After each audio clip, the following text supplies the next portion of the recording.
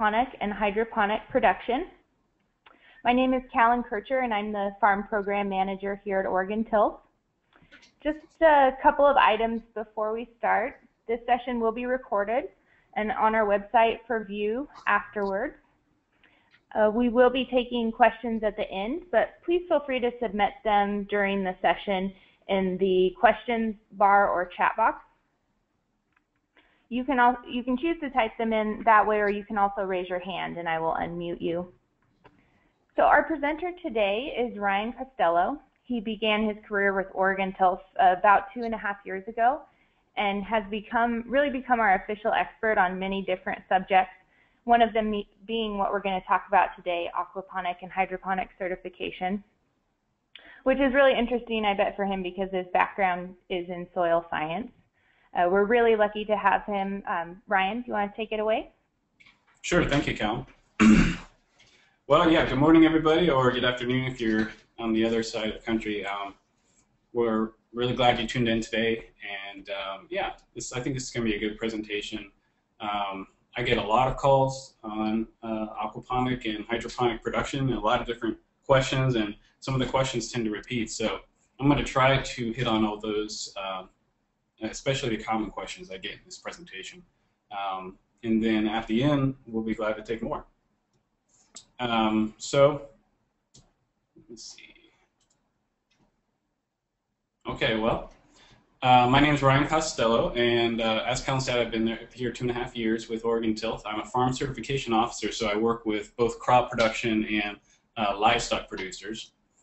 I have a master's in soil science from Oregon State University, and at Oregon State I did a lot of fertility and chemistry focused research, and so it actually has a lot of application to hydroponic production, and hydroponics is just really interesting to me, so I've tended to get a lot of the questions funneled my way, and working with a lot of producers.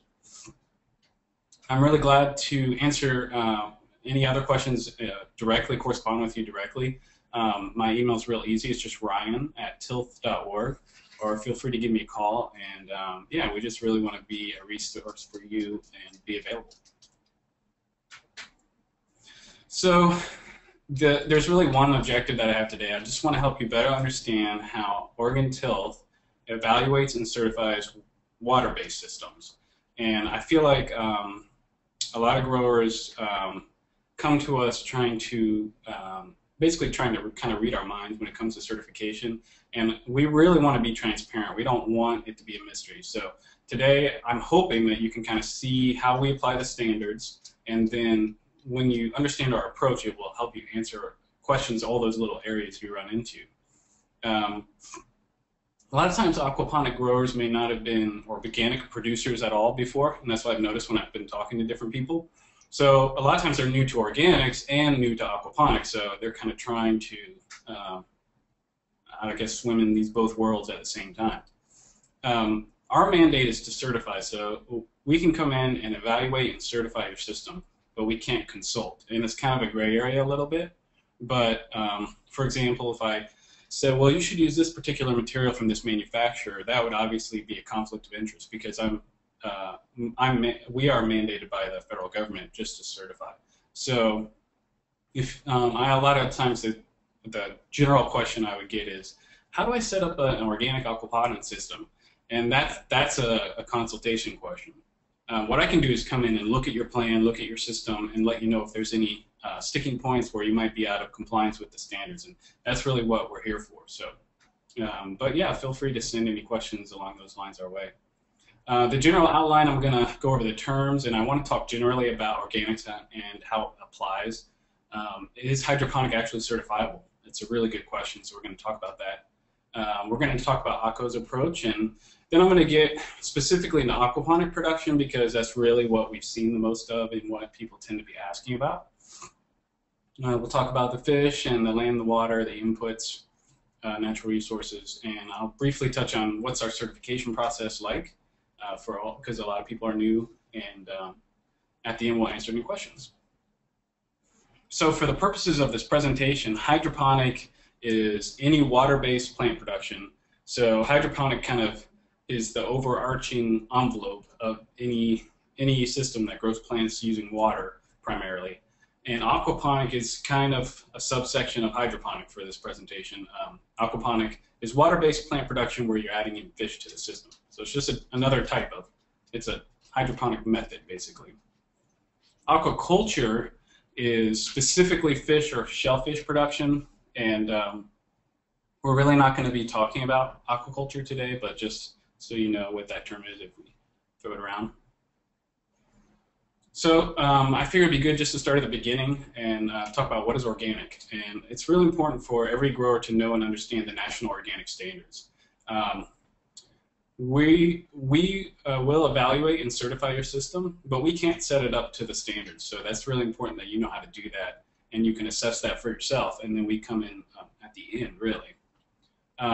So the organic standards are federal rules that were instituted in 2003. And they're based on an act that came about in 1990, so it took 13 years to get these federal rules into place. But we don't really refer too much back to the original act. We look at the rules that were from 2003. So like I said, you create that plan based on those standards, and then we evaluate the plan. You can find the standards online, and if you Google National Organic Standards, or if you Google the Electronic Code of Federal Regulations, is part 205 of the Federal Regulations Code. What you'll see is there's the parts that really apply to us today is subpart B, which is kind of the real general stuff, like who has to be certified, how do you, what kind of records, and the general allowed and prohibited substances. And then subpart C is more focused on crop production. And so that we are applying the crop production section to hydroponics. So yeah, I really recommend everybody go and read and become very familiar with the standards, and talk with us about them. You know, if you have some reason you feel like you're meeting the standard and we're saying you're not, we want to talk to you, and we want to, because we want every grower to be, you know, applying these for themselves. They're really short. That's one of the nice things. It's not super in-depth and detailed. It's only 3 pages maybe for the subpart B, and the crop section there maybe 2 or 3 pages, at least in my hard copy here. So it's not much, and it's pretty easy to read through. There's some kind of legalese in there, but I feel like it's pretty understandable by everybody. So going back to, well, what is organic based on these rules? There's kind of 2 ways to look at it when you read through the standards.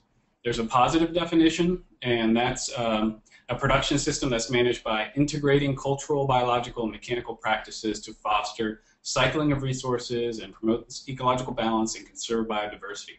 So you're looking at the ecological system, and then it also talks about maintaining or improving the soil or water quality, soil and water quality, excuse me. So you'll notice that some certifiers or some individuals in the organic industry really emphasize the positive definition, and it's definitely there in the standards. And some people emphasize the negative definition, which is also there. And that's more about what you should not do. Food or crops should not be produced and handled with synthetic substances, or they should be produced without synthetic substances. And then also excluding genetic modification, sewage sludge, and irradiation. You probably won't see the last two too often in hydroponics, but you have to make sure that there's no genetically modified organisms in your production system. And no synthetic substances unless they are on the national list, which we will talk about briefly. So I wanted to address this, kind of the elephant in the room. You all know that ACO does certify hydroponic production, but I wanted to go back to like why we do. Different certifiers have different applications of the organic standards. Like I said, it's a short text, it's a limited text, and we're all trying to apply it to the best of our ability. So the organic standards has to be reasonably applied to all these different situations. And when it comes to crop production or milk production, we all pretty much agree, the certifiers, but it's just where you get on these fringes and the gray areas that we kind of start to disagree more. The standards were, you know, they can't address every situation. So we have to apply them the best we can. And I'm going to just give you a couple examples kind of to get your head wrapping around how we have to apply these standards. What about mushroom production? These are mushrooms grown in a very super sterile environment. You're inoculating these logs with mushroom spores. Well, you don't have the land history requirement. You do have, a lack of prohibited substances, but you don't have land or land history. You don't have crop rotation. You don't have, how do you meet the seed standards when you're using spores? All these cover crops, where's that? So mushrooms, it's kind of a difficult question, but we certify mushroom production organically. People want organic mushrooms, so us certifiers have to figure out how to do that. What about honeybee production, which we don't do, but some certifiers do? And how do you do it? Well, good question. It doesn't talk about insects in the standard, but some certifiers apply the livestock standard. Well, how do you ensure that the honeybees have all organic feed? Great question. It's really hard to do. Some certifiers will have a 3-mile radius of all organic crop just to ensure the bees are getting everything organically. But we don't certify honey. We don't have the expertise in that area, and we just don't feel like we could do it very well. So those are just a couple of things to kind of jog your mind. And basically, our answer is hydroponics certifiable? Well, we say yeah, but it depends. It has to meet these two things. It has to meet the positive definition. You have to maintain or improve the soil and water quality and promote the ecological diversity. Those are the key things in the standards. We're trying to boil it down. And then it also has to meet that negative definition, which has to be produced without synthetic substances. Those are kind of the two key points that we're evaluating every system to. So we've been certifying hydroponic production systems for more than 10 years. And so we've built up some expertise. Recently, we've seen a really increasing trend in aquaponic production with fish in the system. Seems to be a really big thing that's kind of spreading throughout the whole country. And in the southeast, we've seen it all over, really. Within Oregon Health, we don't have any pure hydroponic systems. They're all aquaponic. They all have fish in the system right now. We did kind of an assessment a few months ago to see who we had. So that's kind of an interesting thing. It seems to be where organics is going in terms of hydroponics. Aquaponic, and you're throwing fish in the system. So what is aquaponics, briefly? There's two sections to an aquaponic system. You got the fish section and the plant section, and then those two sections are usually connected by some system of pipes. So the fish are secreting both solids and dissolved ammonia. So the solids are often filtered out. If you can see my tiny mouse pointer, there could be a filter here to filter out the solids, but the ammonia remains in the water, and the ammonia is then broken down by bacteria into nitrite and then into nitrate. Ammonia is, of course, nitrogen. It's NH4, but plants can't really handle it. So the bacteria does a really important thing by taking the really kind of hot ammonia. It kind of burns your plants off, really, and converts it into this more stable and easily dissolvable nitrate, and the plants can take that up as fertilizer. So that's what they call the biofilter section, and sometimes it's incorporated into where the plants are. Sometimes there's a whole little kind of trickle area where that biology happens. And then so the plants take that up, and the plants are grown in the plant section, and then the water comes out of that section clean, and then it's usually oxygenated in some way. Could be just the way it goes to the pumps, or the way it goes to the plants, or gravity system. And then the clean oxygenated water is pumped back around and to the fish. So it's self-contained, and as you can see, it's recycling nutrients. So you can just see from this diagram that's meeting a lot of those requirements. Here's a really giant aquaponic system, and here's a tiny one. So I thought this was kind of funny. I saw this on Kickstarter, and they raised $250,000 for this little, pretty cool indoor tiny aquaponic system. So what about the fish? Well, fish can't be certified USDA organic. Some people, most of you probably know this, but actually some people don't. I get phone calls where they're looking to certify the fish and the plants, but we can't do that in the U.S. The NOP standards specifically exclude fish as livestock. So you remember I said a honeybee could maybe be considered livestock, but fish cannot. It's just specifically excluded. We do have aquaculture standards that are in draft form, and they're currently being worked with the committees of the National Organic Standards Board. So it's quite possible in a few years we'll have organic fish. We're just not sure on the timeline. There might be you might see some organic fish in the U.S. and it's usually certified under these international standards like EU or something and imported. Here's an image of organic salmon, and this stuff came from Ireland. And you see it has the EU organic logo on it. So basically it's certified under the EU organic standard, and then it meets the equivalency that the US and the EU have arranged and is allowed to be imported under that. But you can't certify an operation to the EU here and call it USDA organic. So it doesn't work that way. It has to be in Europe to meet this equivalency. So in the US, you're not really going to see a whole lot of organic fish. So how do we look at the system? Well, I like this analogy of the cattle. So if you can imagine a operation that's kind of a split production, they have organic crops, which you can see these are, I don't know, radishes or something, and non-organic cows, and the cows are eating their crops, which is not the best thing, but it's a good illustration. And so then you have your aquaponic system, where you have non-organic fish and organic plants. So this is nice, a really good analogy, and it's a way we kind of look at the standard when we're certifying it. So the question that people ask is, do fish have to be managed organically? And the answer to that is no, just like in a split production system with cattle that are non-organic and organic crops. So the fish equals the cattle in this system. It's kind of like a good way to think about it. So that means that the fish food does not have to be organic, and that's how the cattle analogy works well in this situation, because you can feed the cattle whatever you want, non-organic, GMO even, corn, you know, any kind of, I don't know, you name it, and you can feed it to the cattle.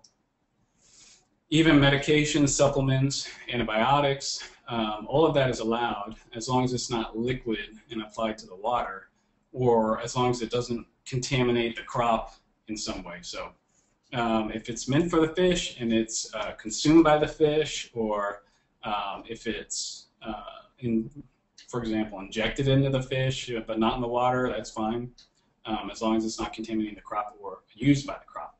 However, keep in mind that pH adjustment, even though it affects the fish, if you're putting a chemical in the water to adjust your pH, that is not fish food.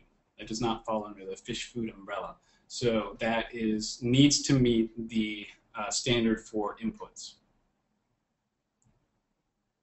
Well, what about the fish waste? Well, the cattle analogy breaks down here because for cattle, you have to have an organic crop production. The standards talk about a pre-harvest interval of either 90 or 120 days, depending on the crop. But when it comes to fish, it's not manure, the waste of the fish. And that's because manure is produced by livestock, and as we mentioned, the fish don't meet this definition of livestock. So no pre-harvest interval is required for the fish waste, which is great for aquaponic producers because that would be a nightmare. So it means that you can utilize the fish waste, you know, with the plants.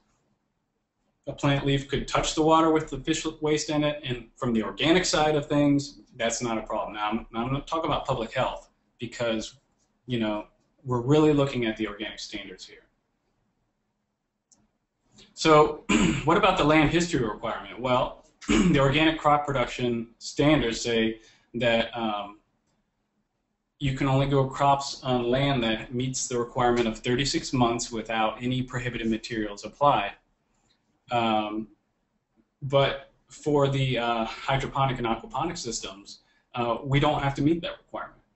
So in some ways, that's a really good thing for aquaponic producers. If you have a system that's set up and it's growing non-organic plants, and you can flush that system completely, you can show us it's completely flushed, and start a new system, you could grow organic plants in that system because there's not really this kind of like timeline requirement because it's not soil. It's not a soil-based system. So this is the way we apply it.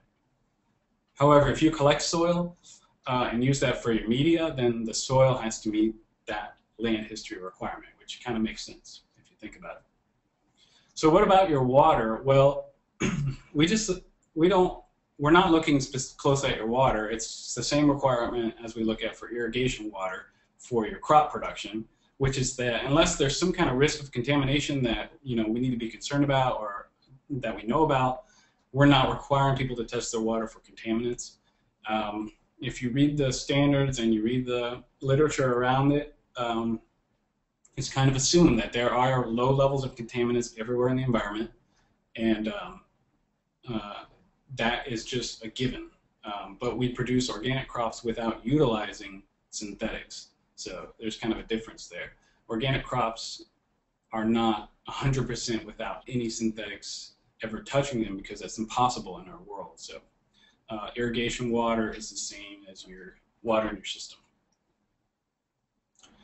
So what about inputs? Well, there's kind of two general rules. If you know these rules, you're actually going to do really well. All non-synthetic inputs are pretty much allowed. If you look at the national list, anything that's non-synthetic. The examples of allowed inputs, and I just kind of pulled a few, randomly, like sand, wood, untreated, limestone, which is a mine material, soybean meal, which is a ground-up agricultural material, citric acid, which is the product of a microorganism. Of course, that has to be non-GMO, verified. But all non-synthetic inputs are allowed. The second rule is that all synthetic inputs are prohibited, and you could stop right there and be fine. But if you want to use a synthetic input, it has to be on the national list. So I made just a random list of synthetics that are prohibited. Ammonium sulfate is a fertilizer, of course. However, what about hand soap? I've actually run into growers who utilize hand soap in a system. And they say, well, it's not toxic. Well, that's true, but the standards actually don't really talk about toxicity. It's more about synthetic and non-synthetic. So hand soap is prohibited just like ammonium sulfate is prohibited. Sulfuric acid, which someone could use to adjust their pH, obviously prohibited. But what about grafting wax? Well, we don't allow it because it's synthetic input. So that's one of those things that you kind of have to wrap your mind around. It's about synthetic versus non-synthetic, and toxicity doesn't really come into it. Well, then you kind of get down to that question, well, what's an input? And that's where you kind of have to make a distinction, especially in an aquaponic system. I like to make an analogy to nursery production, which we do see a lot of organic growers that have nurseries. We allow them to grow their plants in a plastic pot. Plastic is an inert material, and it's not the media. However, we would not allow them to grow their plants in a plastic pot that they fill with shredded plastic. If you can see the distinction there. The roots are growing in and amongst shredded plastic, that's not allowed. If a plastic pot is surrounding some kind of coconut coir and growing your plant, that is allowed. And the roots and the microbes around the roots are experts at breaking down substances. That's one reason, and it's just basically we have to utilize the standards and draw the line somewhere as to what is an input. So an input is what the roots are using as a media. That's where we draw the line.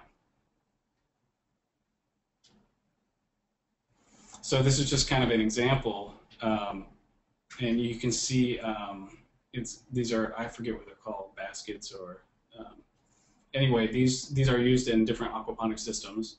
Any inert material that's used as infrastructure or support, that's not an input. So example could be PVC piping, tanks, hanging baskets, floating rafts that are made of styrofoam if it's inert, trellises, you name it. If it's not a media and it's inert, then we're not considering that to be an input. Now, anything that the root is growing in is an input, and you can see, so all media is an input, and you can see in these arrows here the distinction. So, the basket around, not an input, and the media inside is an input.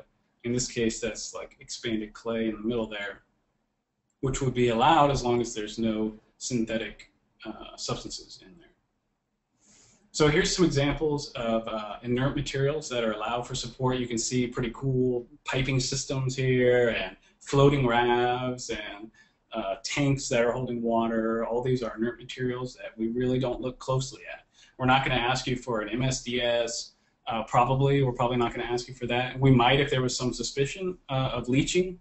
Really what we're concerned about is leaching into the water. But in general, PVC, plastic, any other kind of inert material, you know, epoxy that hardens into a surface that, you know, doesn't have a risk of leaching, those are all inert. What about treated wood? Well, that's not an inert material. Treated wood has been shown to leach, especially in the first few years. So treated wood must not, it's actually not allowed in an organic system. But outside of the organic system, you can utilize it if it's not touching the plant or the water and there's no potential to leach. For example, if you had treated wood up above your plants and it was a humid environment and there's a potential for it to drip down, that would not be allowed. Treated wood is just not allowed. But people use it for structural support where it's not touching the plant or the water or anything else. And we consider that to be outside of the organic system. So if you're in doubt, just don't use treated wood. You'd be great. But if you have any questions, feel free to ask on that. So just as an example of allowed non-synthetic media, gravel, sand, coconut coir, compost, and soil. And then when you go over to the prohibited media, anything that's synthetic. So rock wool, fiberglass, shredded paper, shredded plastic, shredded rubber, those are all a synthetic that's not allowed for a media for the roots to grow in.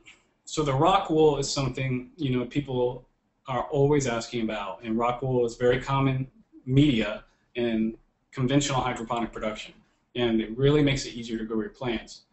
So I have to explain this a lot, and it's just a difficult topic for organic growers not to be able to use rock wool. However, this is from the Grodan website. Basically, when they're making rock wool, they heat it up to a very high temperature and they spin it. And when they're spinning it, they are incorporating synthetic binders into the natural rock wool. So because of that, OMRI, which is the Organic Materials Review Institute, has deemed this to be a synthetic input, and we've kind of followed their lead, and we do not allow it for organic production.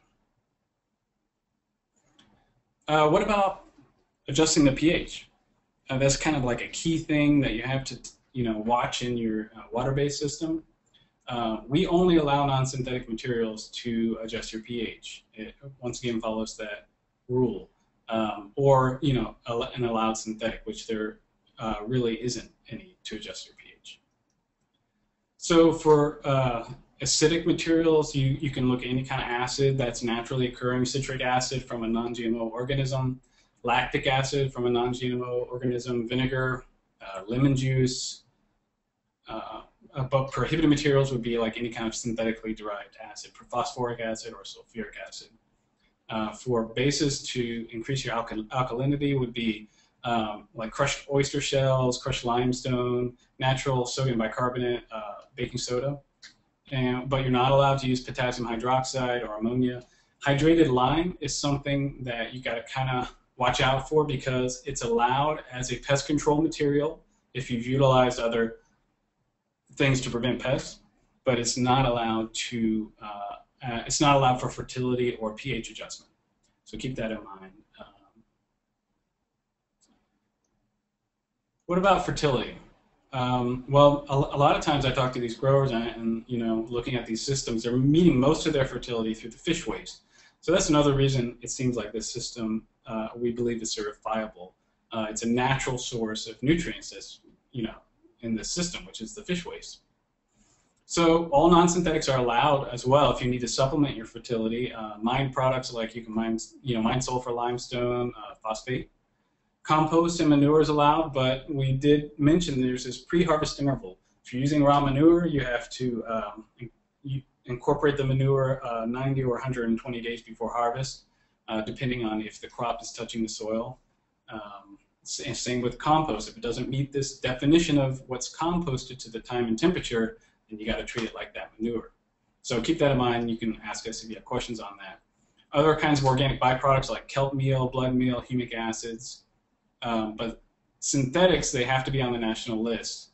And that would be like the aquatic extracts of kelp. That's allowed, but some other types of aquatic extracts would not be allowed. So you have to look closely if you want to use a synthetic like that. Liquid fish emulsion is allowed, but it has to be below a certain percent nitrogen. So these are the places where you really want to ask us before you use a material. What about micronutrients? This is kind of a key thing for organic growers. Well, synthetic micronutrients are allowed in the standards. However, the standard says that soil deficiency must be documented by testing. So basically, the way we understand this section is that for each micronutrient that you want to use, a synthetic micronutrient like iron sulfate, you have to document a deficiency for that particular micronutrient. So you can utilize a tissue test from the leaf or the stem of a media test or a water test, but there has to be some kind of a test to verify your deficiency. And the idea is that you're meeting most of your fertility through this, these other natural methods in your aquaponic system, and you're only supplementing when you have a deficiency that needs to be addressed, and it has to be documented for each particular micronutrient. In a water-based system, a lot of times growers want to use chelated micronutrients, and chelate, it comes from the Latin word for claw, and it keeps a micronutrient from being immobilized. So you can see this illustration, this is copper, and you have the chelates on either side that are surrounding it and keeping it from being tied up within the chemistry. Like, for example, it's not tying up to a hydroxide or an acid or something that makes it immobile, that the plant can't access it, basically. So when you read the standards and you read the national list, micronutrients are allowed, but it lists the forms that are allowed, sulfates, carbonates, things like that, but it does not have synthetic chelates. So we do not allow organic growers to use a synthetic chelate. So prohibited chelates would be EDTA, DPTA, anything that has a long chemical name and is chelating your micronutrient would not be allowed in an organic system. But there are natural chelates, and OMRI has some micronutrients that are naturally chelated, and if you look around you can find some others. They would be chelated with lignin sulfonate or amino acids or citric acid or humic acids or other things that are naturally occurring. Well, what about disease and pests? This is kind of a more general, this applies to the crop production as well, but the standards kind of have a integrated pest management pyramid, basically. At the base of the pyramid, you have to be utilizing cultural methods of crop rotation, sanitation, removing anything that's a vector, removing weed seeds, trying to use these cultural methods to keep disease and weeds and pests down.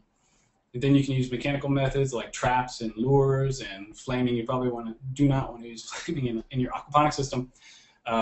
Predators, releasing predators into your greenhouse is great. I know a lot of growers use that.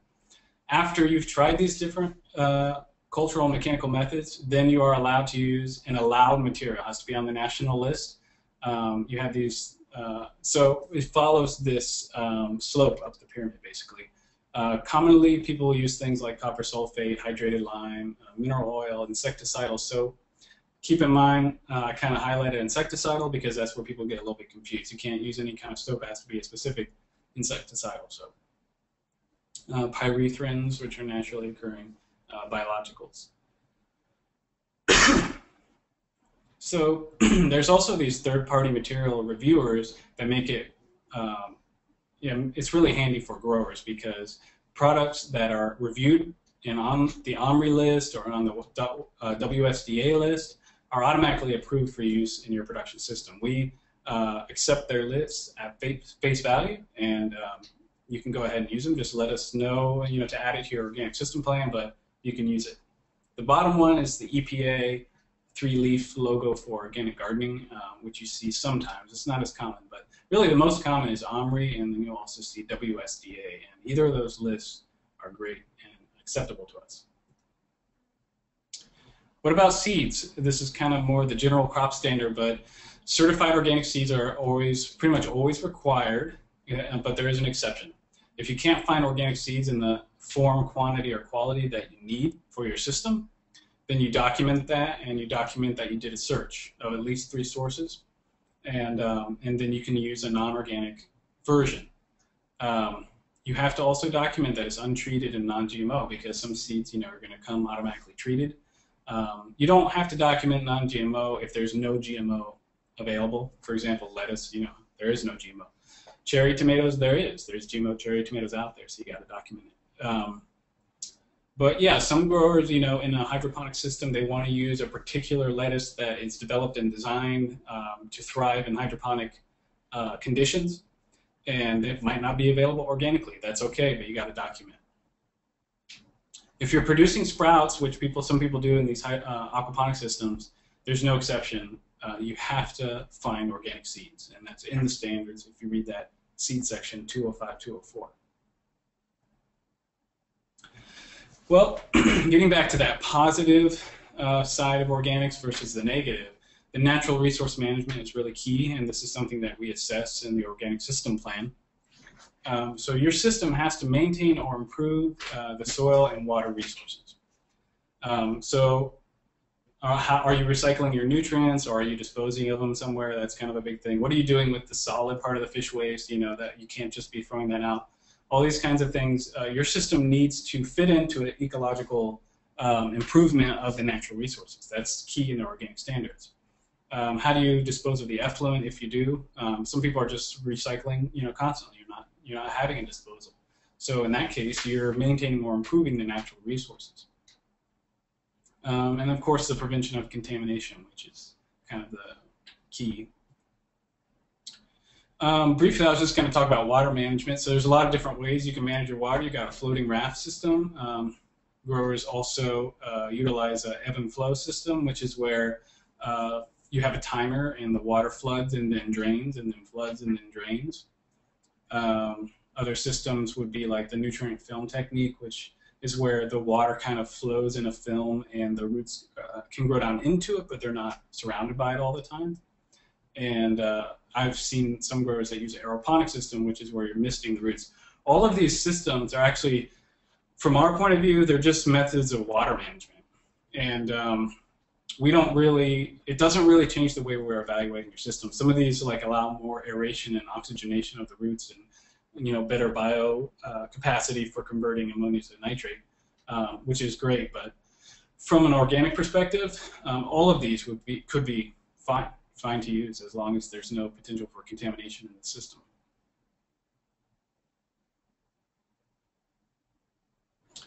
Briefly, I was just going to talk about straight hydroponic systems. Like I said, we don't have any right now, and I think that's because it's difficult to do in an organic setting.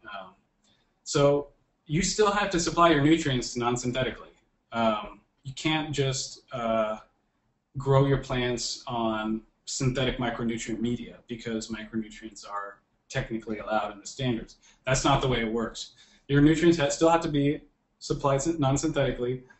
If you do have a deficiency after utilizing, non-synthetic sources, then you could supplement. Natural resource management is really key. What are you doing with your effluent? How are you, how are you recycling your water? You don't have this kind of nutrient cycling that would go on in an aquaponic system. So it's really case by case. I can't give you anything specific for these straight hydroponic systems because I really haven't seen any in organics, but I'm sure we will run into some, and we'll be evaluating that case by case. Hopefully this presentation will help you to see where we come from. Briefly, what does the certification process look like? Well, you have to create an organic system plan, and that's also your application. We'll initially review your organic system plan.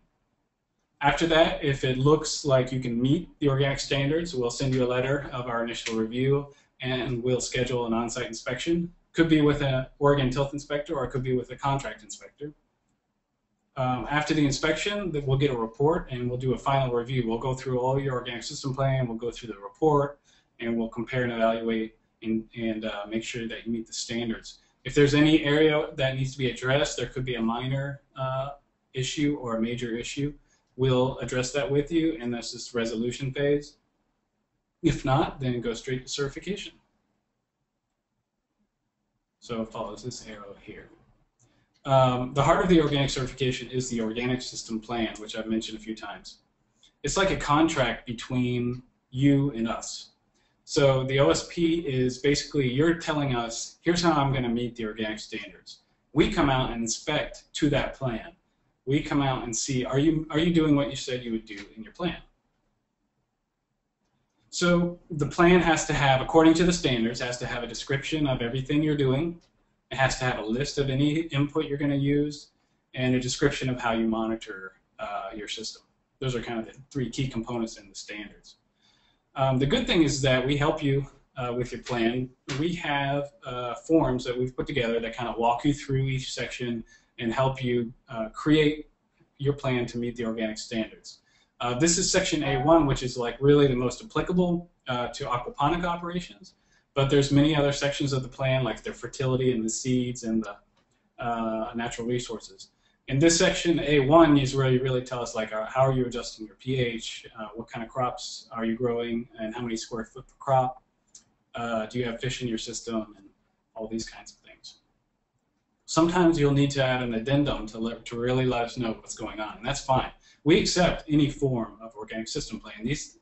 These forms that we've put together just kind of help guide you through the process.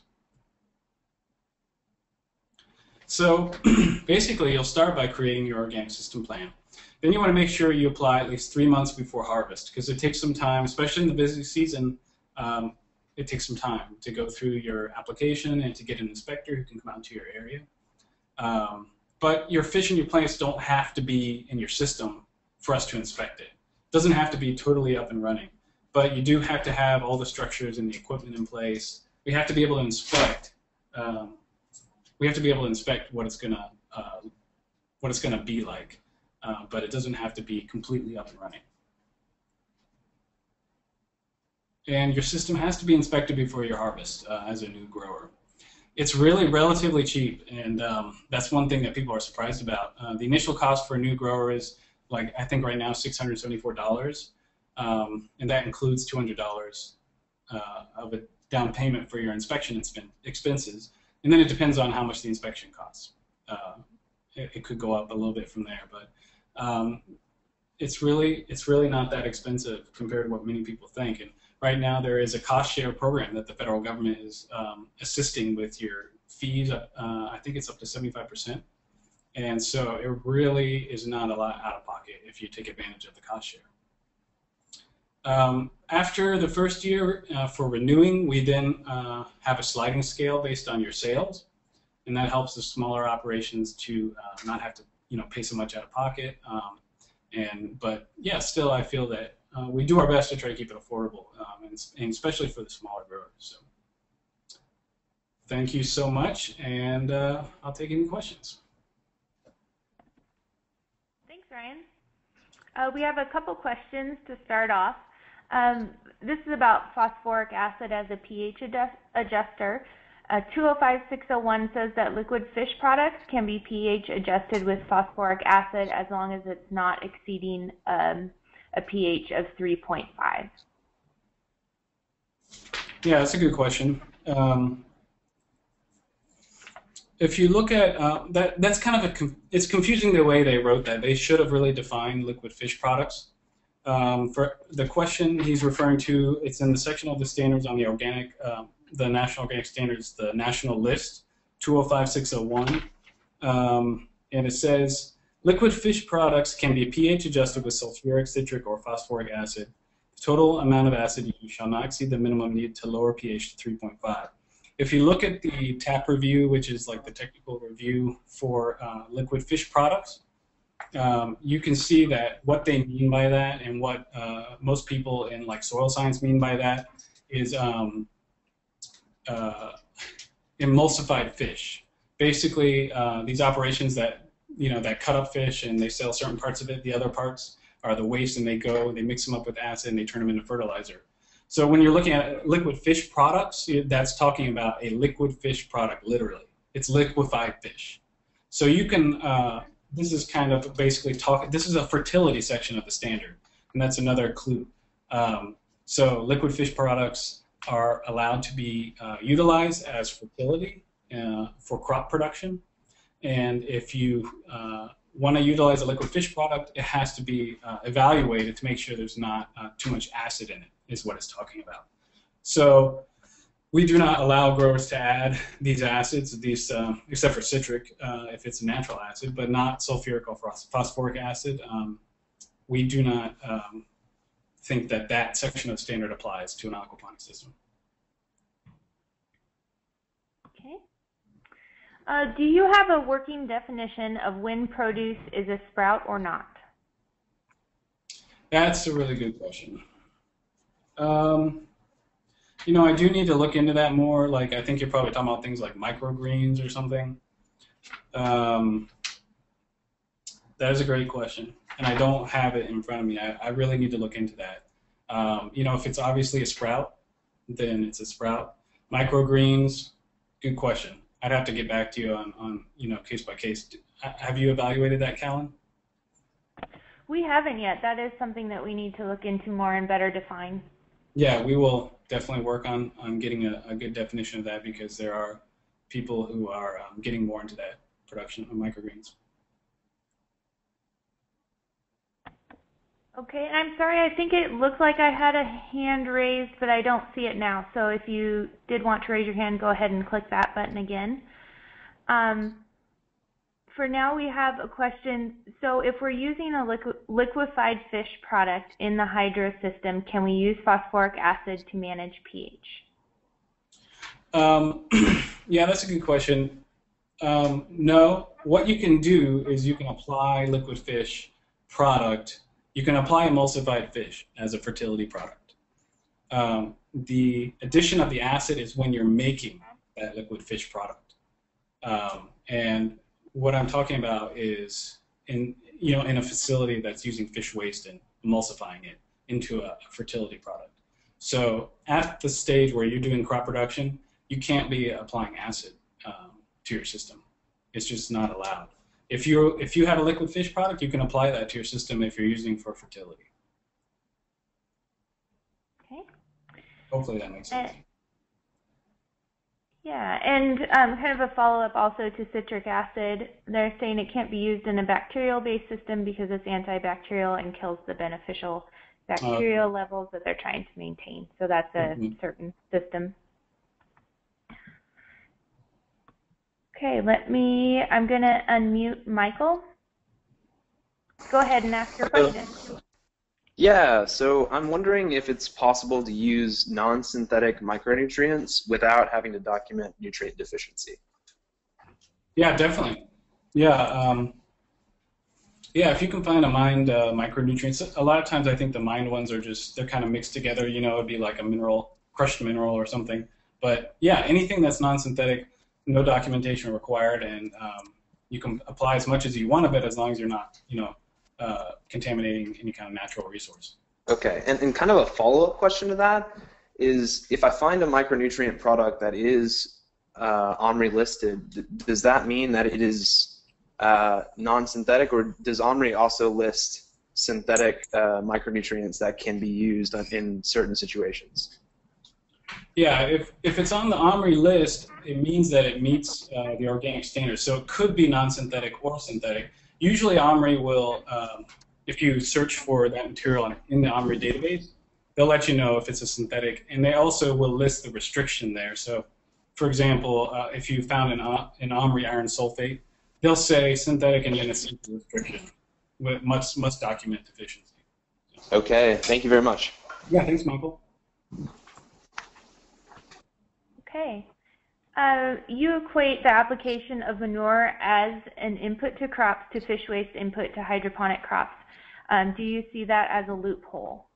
We might need some more information on that question. I'm not sure. Ryan, if you want to take it. A loophole. Can you expand on that? Like in terms of what? Are you talking about the fish waste?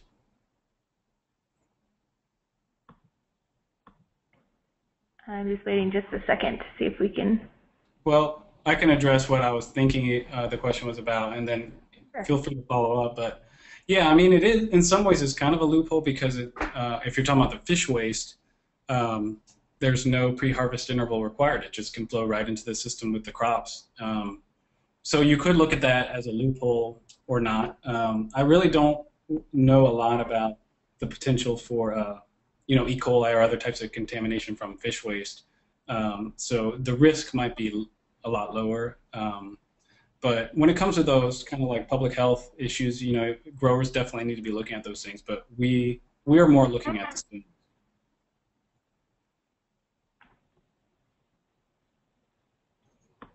Okay.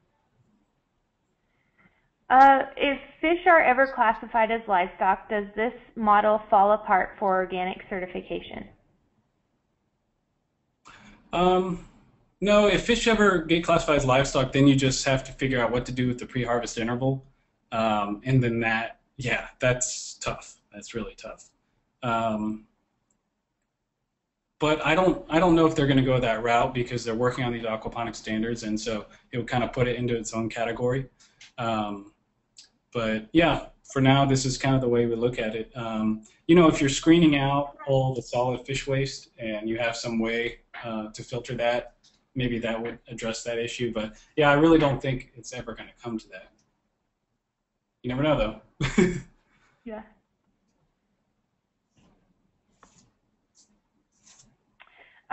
Follow up to that. So are we heading towards a standard addressing organic fish? Definitely. Yeah, I've seen the draft. And yeah, they're trying to, basically they're trying to work out how the standard should look and how prescriptive it should be. And, they have these issues, same issues about micronutrients, how to use that with fish and algae. And so at the last meeting, they were actually addressing some of these questions, and they added some materials for aquaponic production. So that means we're kind of headed that way. We've already started to develop a list of allowed materials. We just don't have the standards finished yet.